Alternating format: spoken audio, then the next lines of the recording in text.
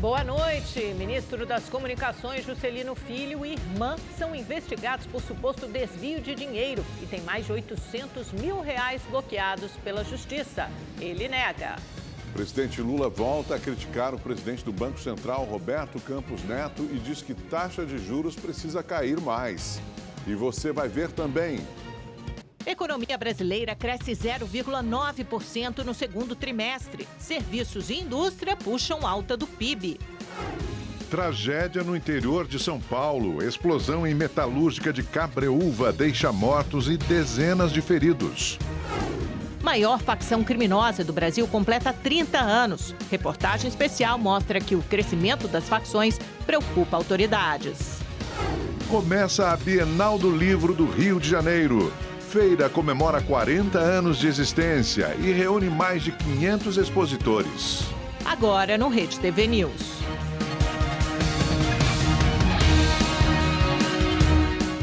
O crescimento do crime organizado preocupa as autoridades de segurança brasileiras. O país tem hoje pelo menos 50 facções em todas as regiões. A maior delas, que nasceu nos presídios de São Paulo, completou 30 anos. Veja na reportagem de Emerson Chalian.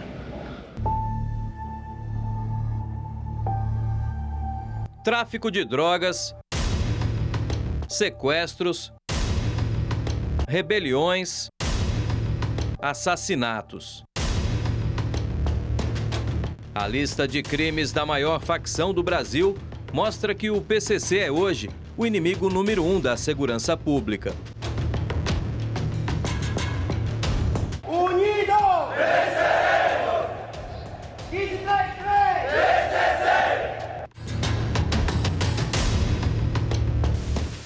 O PCC nasceu em agosto de 1993 na Casa de Custódia e Tratamento de Taubaté, no Vale do Paraíba, interior de São Paulo.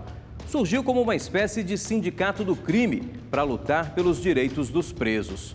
Um jogo de futebol, o assassinato de 2 detentos e uma rebelião marcaram o início do grupo.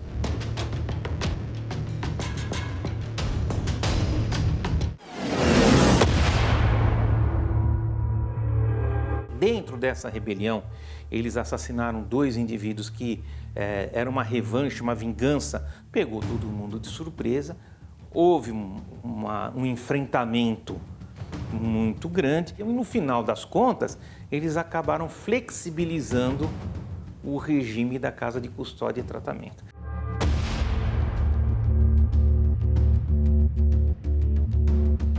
Um dos times, formado por criminosos da capital paulista, foi a inspiração para o nome da facção, também identificada pelo número 1533, que remete à ordem das letras no alfabeto.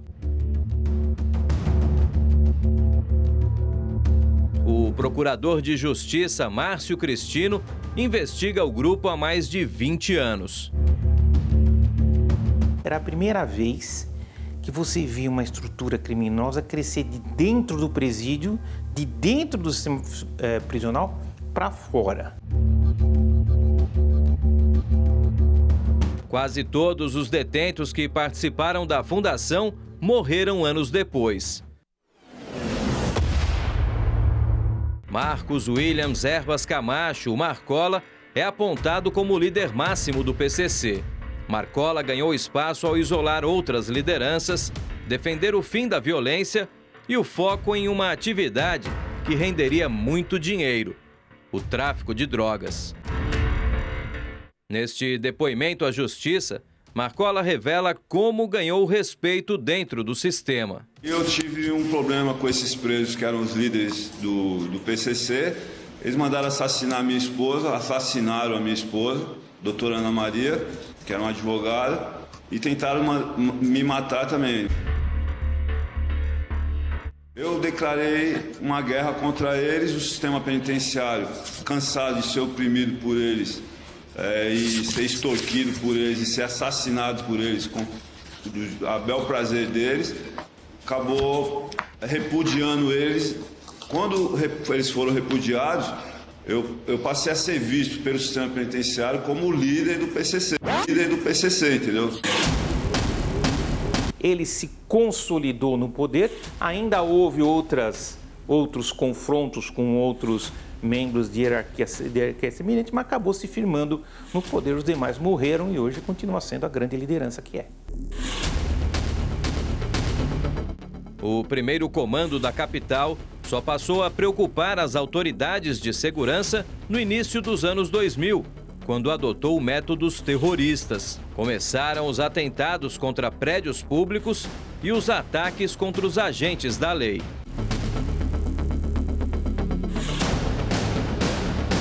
Há 20 anos, o juiz corregedor de presídios do interior, Antônio José Machado Dias, foi a primeira vítima da facção. Assassinado a tiros em Presidente Prudente. Em 2006, uma mega rebelião que atingiu mais de 70 presídios de São Paulo mostrou o poder da facção. A bandeira do PCC era mostrada ao mundo.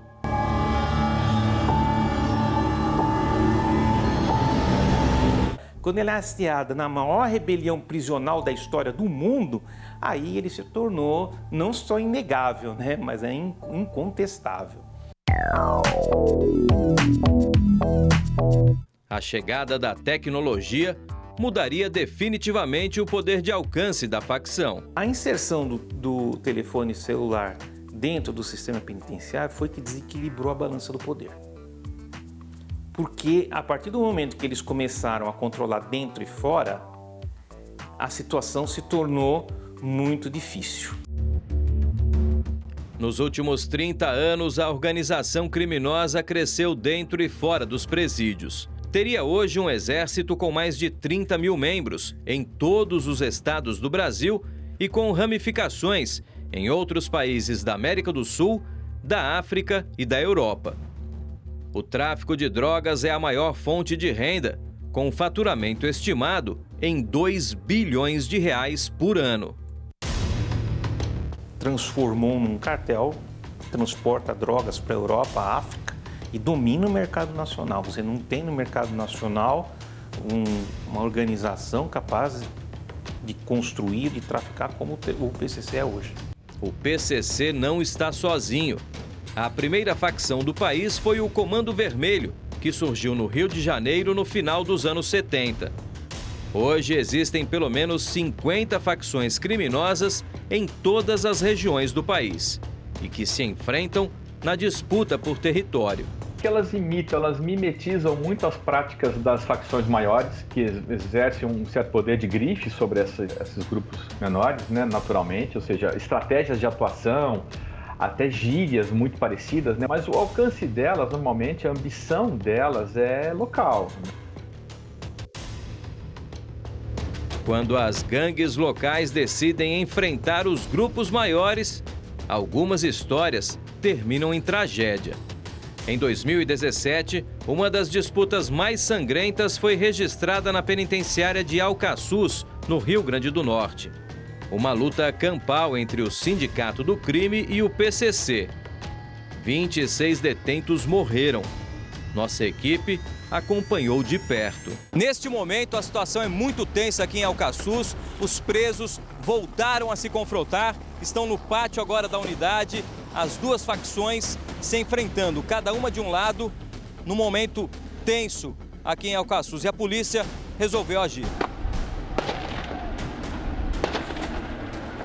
Em São Paulo, nos últimos 20 anos, a justiça conseguiu avançar no combate ao crime organizado. 20 anos atrás você tinha uma organização que ninguém sabia o que era, ninguém sabia de onde vinha, matava do jeito que queria, resgatava presos no sistema prisional, explodia bombas em todos os lugares, atacava cidades. E hoje você não tem. Todas as lideranças, as grandes pelo menos lideranças, estão presas. A situação sobre essa ótica de tensão social, ela diminuiu. 10 anos atrás todo mundo matava todo mundo por nada. Matar alguém é uma burocracia. A violência diminuiu, mas é possível acabar com o problema?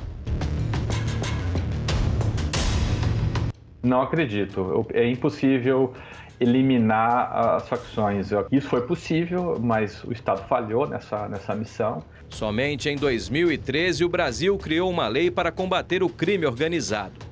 Mas ainda não foi o suficiente para diminuir o poder das facções. O que tem que mudar ou melhorar não é a lei do crime organizado, porque ela é boa. O que tem que mudar ou melhorar é a lei do tráfico. O Brasil precisa decidir o que quer, porque se você flexibilizar o combate ao tráfico, você vai favorecer as organizações criminosas. Unidos! Venceremos! 15-3-3! Voltamos em 30 segundos. Belo Horizonte recebe neste fim de semana a maior feira de agricultura familiar do país. 400 expositores participam do evento. O setor é responsável pela produção de 70% dos alimentos que vão à mesa dos brasileiros. Quem vive da agricultura familiar aproveita a feira para expor seus produtos. Entre os visitantes estão varejistas, supermercadistas e empresários do segmento agroindustrial. Todos têm a oportunidade de degustar o que é apresentado pelos produtores. A feira ela cumpre um papel político, social e ambiental. E economicamente ajudando o desenvolvimento das famílias que estão no meio rural. Mais de 10 mil agricultores estão representados aqui. A Lídia é uma delas e trouxe um café especial. A gente tem que melhorar o nosso produto, né, para a gente ser valorizado no mercado.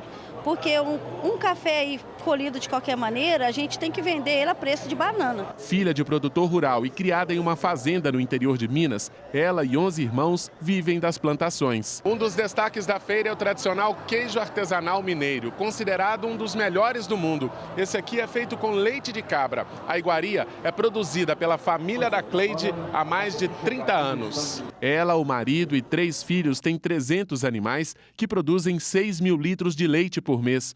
A família atende restaurantes de alta gastronomia, empórios e também aceita pedidos pela internet. Nós temos toda a cadeia, né? A gente cria e recria a genética caprina, fazemos todo o processo de transferência de embrião, participamos de pesquisas com a Embrapa. Em todo o país, 67% das ocupações no campo são de atividades da agricultura familiar. Os alimentos saudáveis e sustentáveis do setor respondem por 23% do valor bruto da produção agropecuária nacional. O nosso intuito é geração de emprego e renda, chamar a atenção das autoridades da importância de ter política pública no meio rural. O negócio da Denise é a fruticultura. Esses iogurtes são produzidos com as frutas que ela, o pai e um primo cultivam desde 2015 na cidade de Pompéu, a 170 quilômetros de Belo Horizonte. Cada dia a gente busca mais aprendizado para se especializar, né, e entrar no mercado de verdade. Porque a agricultura familiar ela pode ser pequena para quem está por fora, né? Mas hoje a gente vive da agricultura familiar. O Brasil tem mais de 78% das famílias com algum tipo de dívida. Só em São Paulo são 16 milhões de pessoas. Um caminhão que está percorrendo o país promete ajudar quem está com o nome sujo. O Eli estava endividado há mais de 20 anos. Entre bancos e foi acumulando. Depois que eu me separei, foi acumulando. A Vanderleia não conseguia pagar os 3 cartões de crédito e as dívidas só acumulavam. Eu tinha um inquilino também, perdi o inquilino, quer dizer, acontece que eu fiquei 7 meses desempregada, batendo nas portas, então eu não conseguia mais negociar. Tanto Eli como a Vanderleia conseguiram renegociar as dívidas no programa itinerante Serasa na Estrada, o caminhão que está percorrendo o Brasil com diversos serviços gratuitos. Todo mundo pode procurar, né? Basta vir aqui com documento, com foto.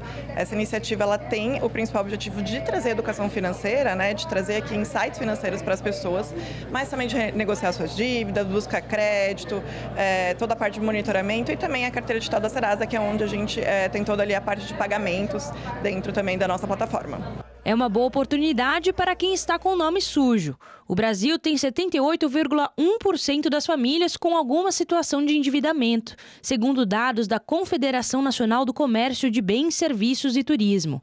E desse total, mais de 18% consideram-se muito endividadas.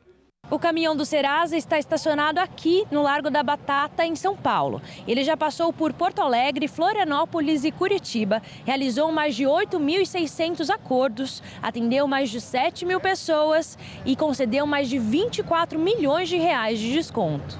Até fevereiro do ano que vem, o veículo vai rodar cerca de 10.500 quilômetros e passar por 22 cidades. O motorista do caminhão é Douglas. Ele negociou as dívidas em agosto e agora acompanha de perto outras pessoas saindo daqui bem mais leves.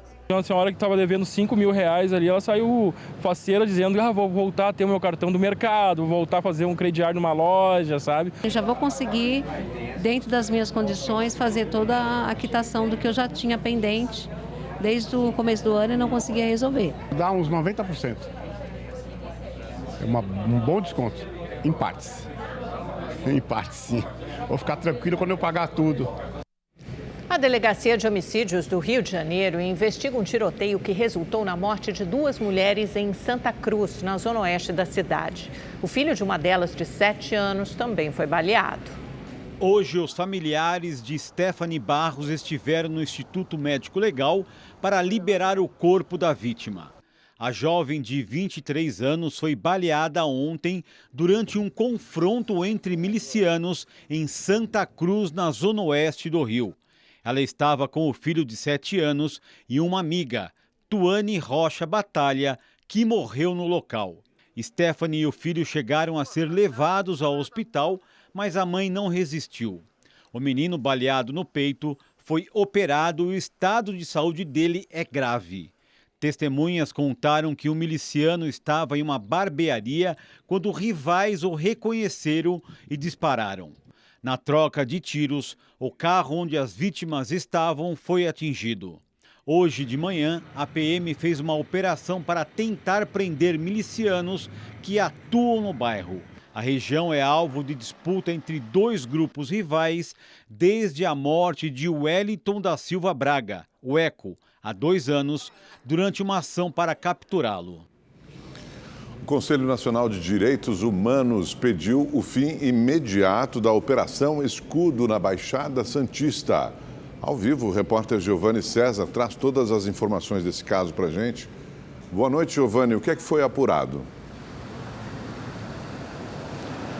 Boa noite, Augusto, Amanda. Olha, segundo o Conselho Nacional de Direitos Humanos, os agentes violaram direitos e cometeram até execuções durante a operação. Por isso, além do fim dos trabalhos, o Conselho pede que o governo do estado de São Paulo explique num prazo de 20 dias por que, na maioria das mortes, os agentes não usavam câmeras corporais. Ao todo, são 11 denúncias que vão desde invasão de domicílio, omissão de socorro, abuso de poder e execução. O Conselho reuniu hoje à tarde várias entidades, inclusive o ouvidor das polícias aqui do estado de São Paulo, integrantes dos movimentos sociais, para discutir as denúncias.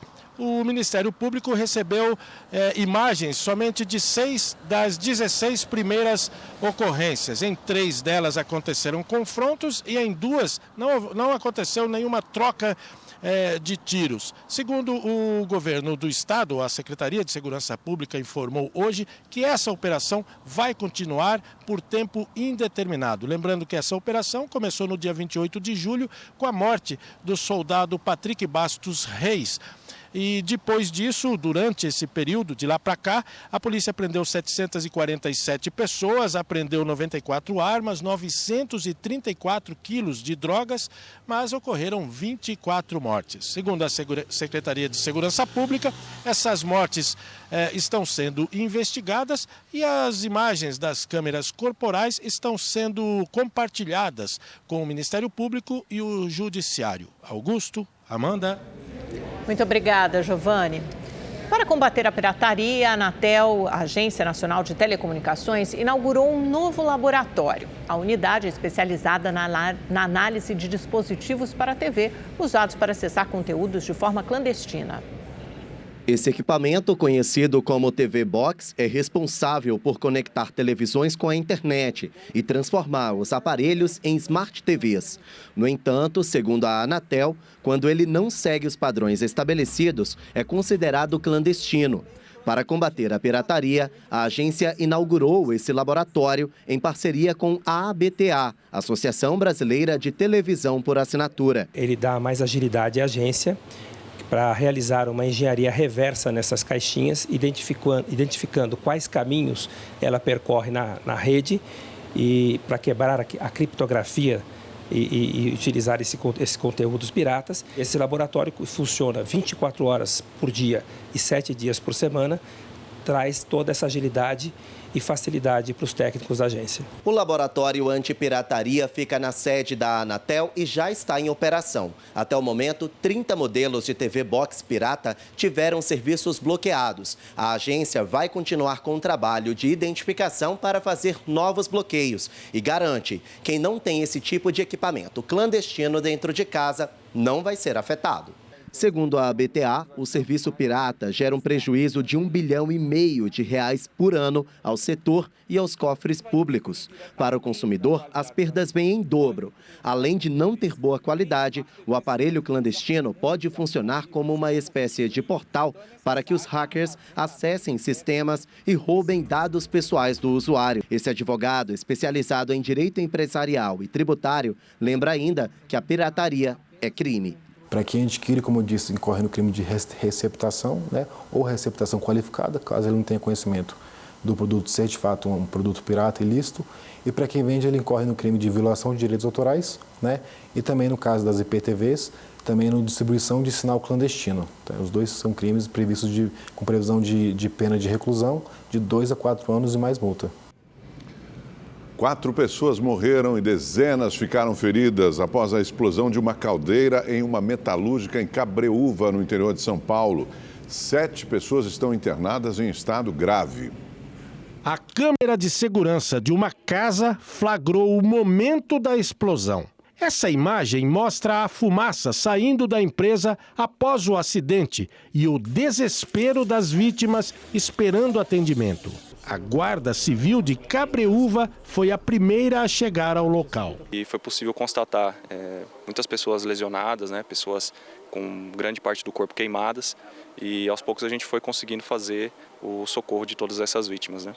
A explosão jogou tudo pelos ares. A fábrica ficou totalmente destruída. Os destroços foram parar a mais de 100 metros do local e atingiram outras indústrias e também terrenos nas imediações. Segundo a Defesa Civil, 13 viaturas do Corpo de Bombeiros e 3 helicópteros ajudaram no resgate. É uma empresa que derrete alumínio, né, e forma bloquetes para revender, para a fabricação de outros materiais.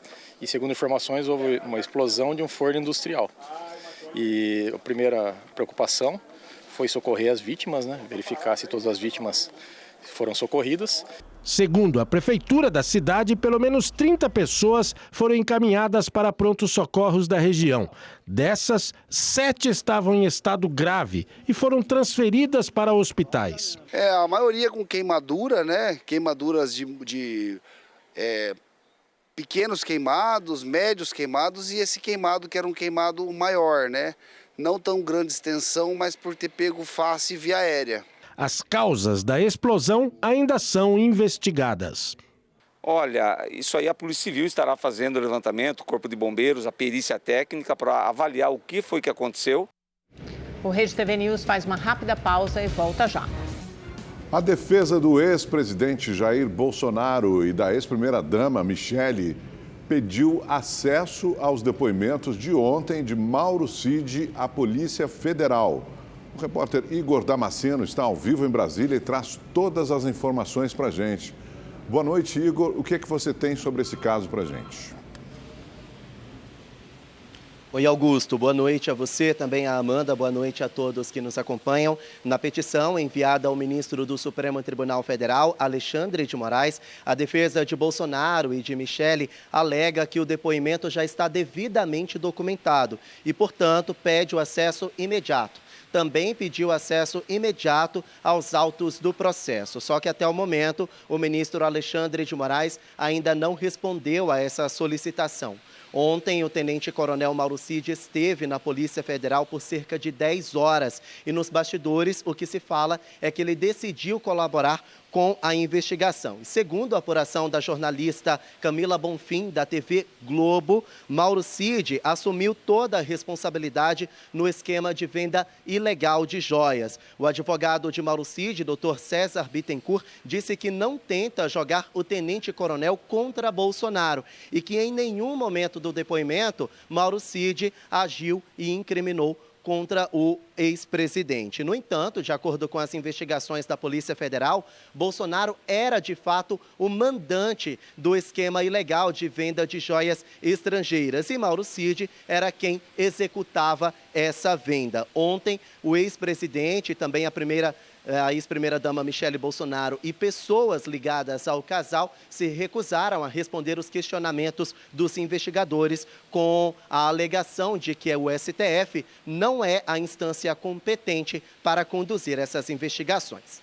Voltamos ao estúdio. Obrigada, Igor.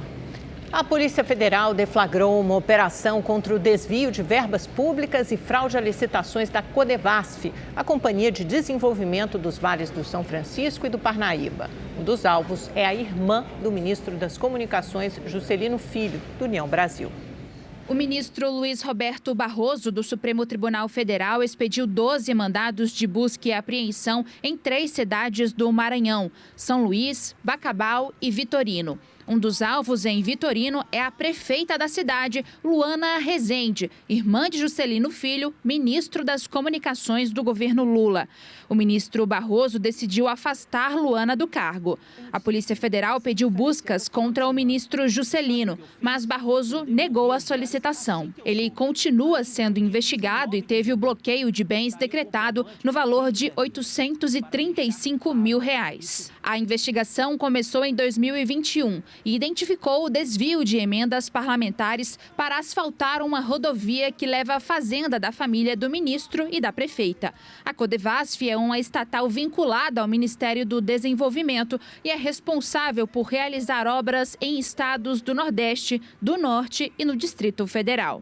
A defesa do ministro das Comunicações disse que o inquérito vai demonstrar que não houve qualquer irregularidade e reforçou que emendas parlamentares são instrumentos legítimos e democráticos do Congresso Nacional.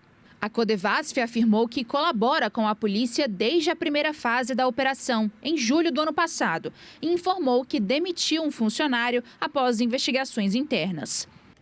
Nossa produção procurou também a União Brasil e a defesa da prefeita afastada, Luana Rezende, mas eles não responderam aos nossos contatos.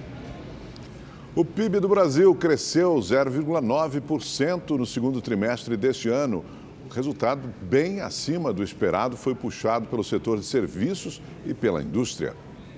Analistas financeiros projetavam um avanço de 0,4% para o período. Por isso, a alta de 0,9% anunciada hoje pelo IBGE surpreendeu. Esse crescimento traz para a gente um otimismo em relação ao cenário econômico, uma vez que a gente percebe que os processos inflacionários estão sob controle, fazendo com que também o Banco Central ele estimule uma taxa Selic dentro de uma meta inflacionária. O PIB, Produto Interno Bruto, é a soma de todos os bens e serviços produzidos no Brasil e totalizou mais de 2 trilhões e 600 bilhões de reais em valores correntes no trimestre encerrado em junho. Na comparação com o mesmo período de 2022, o avanço foi de 3,4%. O resultado foi puxado pelos serviços e pela indústria. De acordo com o IBGE, o crescimento da indústria se deve ao desempenho positivo de 1,8% nas indústrias extrativas por conta do aumento na extração de petróleo, gás e minérios, mas também da construção, com crescimento de 0,4%. As vendas mais que dobraram. A gente teve um aumento na nossa empresa de 132% em relação ao trimestre anterior. E se com juros altos o mercado está bom, você imagina na hora que abaixar os juros. Então, essa é a aposta. A agropecuária foi o único dos 3 grandes setores da economia a recuar. A retração veio abaixo do esperado, já que vem depois do avanço de 21% no primeiro trimestre. Essa projeção nos traz uma projeção bem positiva em relação ao PIB do ano, que tínhamos uma projeção que ficava em torno de 1,9 e ela passa, então, para 2,5 de projeção de crescimento. Isso traz para a gente uma credibilidade, um otimismo em relação ao mercado. Ainda de acordo com o IBGE, a despesa das famílias teve crescimento de 0,9%. O ministro da Fazenda, Fernando Haddad, disse que vê com otimismo as projeções para esse ano. A gente fica feliz que as projeções no início do ano feitas pelo Ministério da Fazenda, que era um crescimento superior a 2% já no começo do ano, estão sendo superadas e o crescimento do PIB esse ano deve atingir a marca de 3%. Durante a cerimônia em Fortaleza, o presidente Lula também comentou sobre a alta do PIB e disse que o crescimento tem que ser distribuído. O presidente Lula chegou na sede do Banco do Nordeste, na capital cearense, para as comemorações de aniversário dos microcréditos urbano e rural. A instituição oferece ao ano 5 bilhões de reais em empréstimos para famílias de baixa renda do Nordeste e do Norte do país. A gente não pode ter medo de emprestar dinheiro para pobre se a gente tiver um compromisso de ajudá-los a desenvolver aquilo que ele pode fazer. No evento, o presidente do banco e ex-governador de Pernambuco, Paulo Câmara, anunciou redução nos juros na linha de crédito destinada aos microempreendedores. Vamos reduzir novamente, a partir de hoje, 1º de setembro, a taxa de juros do Crédito Amigo. Assim, as operações contratadas a partir de hoje contarão com novas taxas a partir de 2,16%, quando a média praticada no primeiro semestre era de 3,2%. O presidente Lula aproveitou o anúncio da redução de juros no principal programa de crédito popular do Banco do Nordeste para dar um recado direto ao presidente do Banco Central, Roberto Campos Neto. A gente não pode ficar assistindo na televisão que o PIB cresceu, mas não foi distribuído. E nós temos que ter dinheiro para investir, e dinheiro para ser investido a juros baratos. Por isso é que o cidadão do Banco Central precisa saber que ele é presidente do Banco Central do Brasil e não do Banco Central de um país, sabe, que não seja o Brasil e que precisa baixar os juros. Logo após o discurso, Lula seguiu para o Rio Grande do Norte. Ele visitou as obras do ramal do Apodi, em Luiz Gomes, que levará as águas da transposição do Rio São Francisco para mais de 50 cidades do estado. É um sonho realizado ver o povo nordestino tomar água tratada, ter água para cuidar, sabe, da sua cabrinha, do seu cavalo, do seu jumento, do seu bode, para as crianças beber, tomarem banho com água limpa. A gente não pode ficar dependendo de carro-pipa, que quando o governo está com bom humor, manda. Quando está de mau humor, não manda, e o povo que se dane. O Supremo Tribunal Federal formou maioria para tornar a contribuição sindical obrigatória. A contribuição assistencial foi a saída encontrada pelos sindicatos para substituir o imposto sindical extinto pela reforma trabalhista em 2017. A diferença entre os dois é que a contribuição precisa ser aprovada em assembleia. A contribuição havia sido questionada na Justiça porque o Sindicato dos Metalúrgicos de Curitiba iria adotar a cobrança. Na época, o Supremo afirmou que seria ilegal porque todos os trabalhadores, inclusive não sindicalizados, já pagavam um dia de salário por ano pelo imposto sindical. Com o fim desse imposto, o sindicato entrou com recurso no STF e o relator, ministro Gilmar Mendes, mudou o voto dele. A decisão ocorre no momento em que o ministro do Trabalho, Luiz Marinho, negocia com entidades sindicais um projeto para implantar a cobrança. E agora, direto do Espaço da Sorte, na Avenida Paulista, a gente acompanha o sorteio da Quina.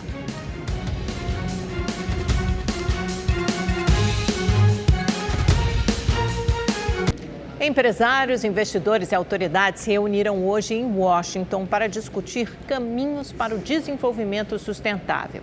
O fórum foi organizado pelo Grupo LIDE. O presidente do Senado, Rodrigo Pacheco, disse que é possível explorar riquezas sem destruir o meio ambiente. Rodrigo Pacheco foi o primeiro a falar no encontro realizado em um tradicional hotel da capital americana. O presidente do Senado ressaltou que é possível aliar desenvolvimento sustentável e exploração das riquezas. A defesa do meio ambiente não pode ser uma defesa intransigente. ela deve conciliar a preservação da floresta, a transição energética, a economia verde, com a exploração das nossas riquezas. E entre os principais assuntos discutidos pelas autoridades políticas brasileiras estiveram o desenvolvimento sustentável e a importância de investir em tecnologias de economia verde e alternativas na geração de energia limpa, como o hidrogênio verde. O presidente do Banco Interamericano de Desenvolvimento, Ilan Goldfain, e o diretor do Banco Mundial no Brasil, Joan Zutt, prometeram investimentos no país, mas pediram atenção ao meio ambiente. O presidente do Banco Central, Roberto Campos Neto, também participou do evento. Ele se mostrou otimista com relação aos números da economia do Brasil e comemorou o resultado do PIB do último trimestre. Pesquisa Datafolha, realizada com moradores da cidade de São Paulo e divulgada hoje, revela que a maioria da população aprova o governo do presidente Lula. O levantamento aponta que 45% dos eleitores consideram o governo ótimo ou bom. 29% classificaram a gestão atual como regular e 25% como ruim ou péssimo. 5% não respondeu, aliás, 1% não respondeu ou não sabia responder. A pesquisa ouviu 892 pessoas com 16 anos ou mais, entre os dias 29 e 30 de agosto. A margem de erro é de 3 pontos para mais ou para menos. A Secretaria de Educação do Estado de São Paulo afastou os servidores responsáveis pelo material didático digital usado por estudantes da rede estadual de ensino. A medida acontece após a identificação de erros graves no conteúdo. Este slide, feito para as aulas de História do 9º ano do ensino fundamental, informa que a proibição do uso de biquínis foi adotada por Jânio Quadros em 1961, quando ele era prefeito de São Paulo. Chamou a atenção, uma vez que a capital paulista não é uma cidade litorânea e Jânio, na verdade, era presidente da República. Aqui mais um erro. O conteúdo afirma que foi Dom Pedro II quem assinou a Lei Áurea, porém, quem assinou a lei foi a filha, Princesa Isabel. Neste outro material, feito para alunos de matemática do 6º ano do ensino fundamental, um erro em uma conta básica de divisão. Em vez de 36 dividido por 9 ser igual a 4, o resultado apontado como correto é 6. Estes são apenas alguns dos problemas encontrados no material didático digital fornecido pela Secretaria de Educação do Estado de São Paulo. Tem erro em todo o material, né? Em todas as aulas, de todas as disciplinas, de todos os anos, e vários tipos diferentes de erros, né? Então, erro de conceito, linguagem inadequada, revisão de texto ruim, informações descontextualizadas ou equivocadas, ou seja, são erros variados. Em nota, a Secretaria da Educação do Estado de São Paulo disse que afastou os servidores responsáveis pelos graves erros e que o conteúdo que é editável foi atualizado e retificado. A Associação Brasileira de Autores de Livros Didáticos aponta que é inconcebível a permanência do material em sala de aula.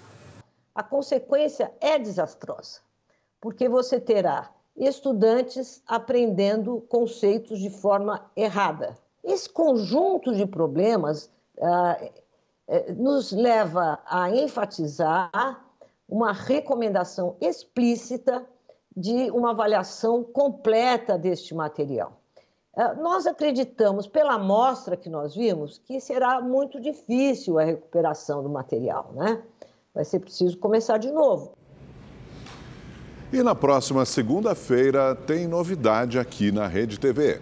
Sucesso em vários países e plataformas, os romances asiáticos, conhecidos como doramas, chegam pela primeira vez na programação da Rede TV. A partir de segunda-feira, às 18 horas, você vai conferir o sucesso Descendentes do Sol. Equipe Especial Alfa.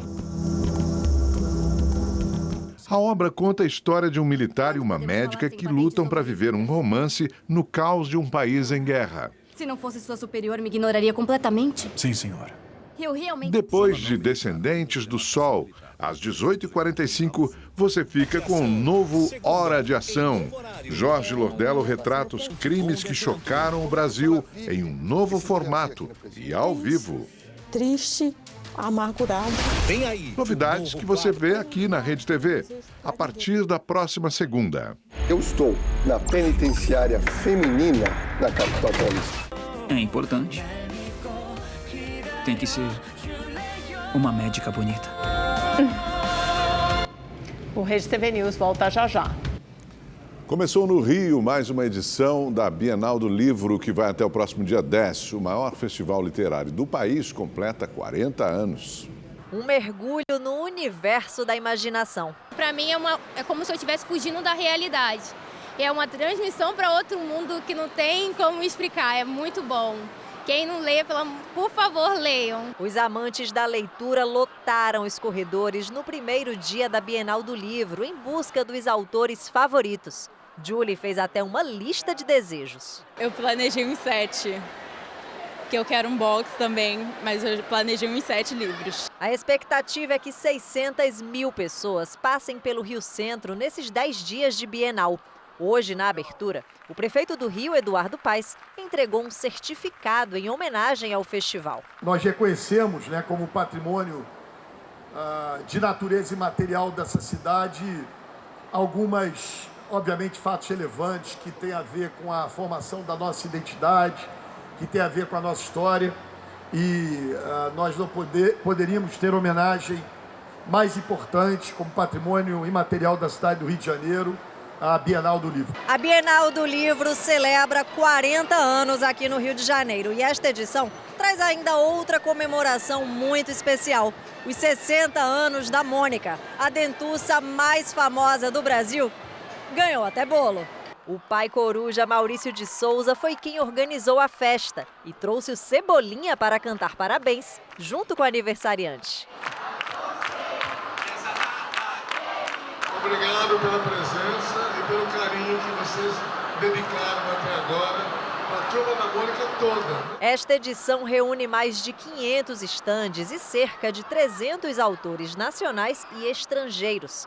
Márcio está lançando o primeiro livro. Muitas pessoas passam por aqui, a gente tem a oportunidade de mostrar algumas coisas únicas, como essa edição, que vão incentivar muitas crianças, muitos jovens, incentiva a leitura, mas a gente também consegue mostrar alguns aspectos pouco conhecidos, no caso desse daqui, da cultura africana. Apaixonada por livros, Suzana frequenta a Bienal desde criança. As lembranças despertaram emoções.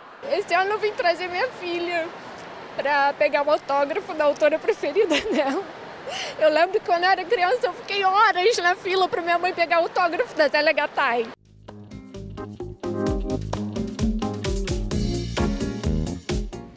Sempre uma boa experiência. E olha, o Rede TV News fica por aqui. Tenha um ótimo fim de semana, descanse bastante. Amanhã tem mais um pouquinho mais tarde, 9h30 da noite. Boa noite. Boa noite para você, bom final de semana.